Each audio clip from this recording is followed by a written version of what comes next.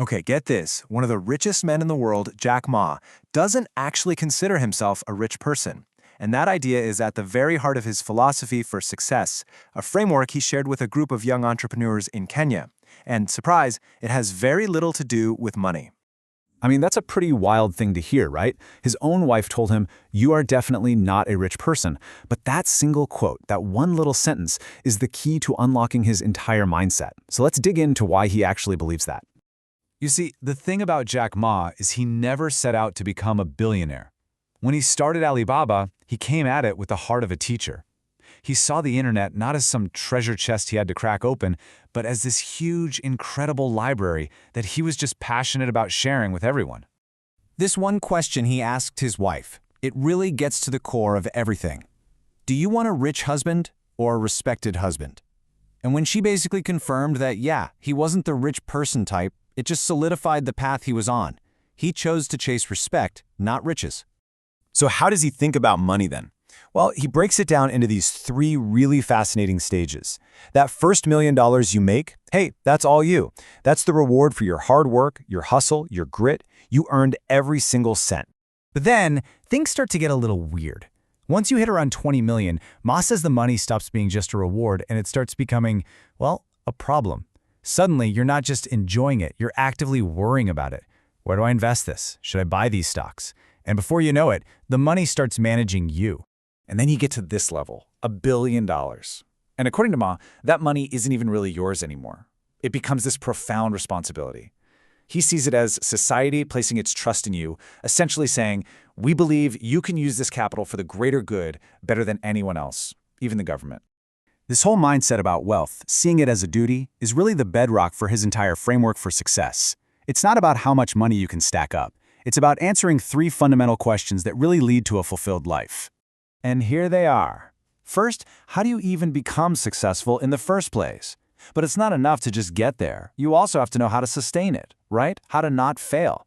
And then, maybe most important of all, how do you become someone who is genuinely, truly respected? Let's break down how he answers each of these.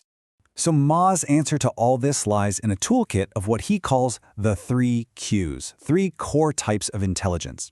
Now, you've probably heard of EQ, the emotional quotient, and you definitely know IQ, the intelligence quotient. But this third one, LQ, the love quotient, that's the real game changer. All right, first up is EQ.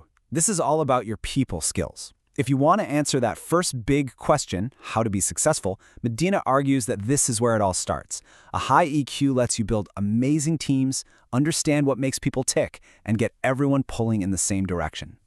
Then, of course, you've got IQ. This is the hard knowledge, the stuff you need to know to actually sustain your success.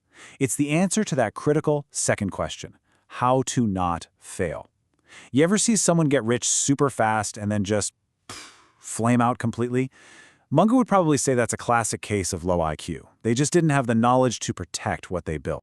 And that brings us to the final and maybe the most important piece of the puzzle, LQ, the love quotient. This is the intelligence of compassion, and this is the direct answer to that final ultimate question. If you want real, lasting respect, Ma is convinced it can only come from your ability to genuinely care for others. But here's where it gets really interesting. These 3 Qs, they aren't a menu where you can just pick your favorite. They have to work together, because on their own, they can be dangerously imbalanced. You need all 3, working in harmony.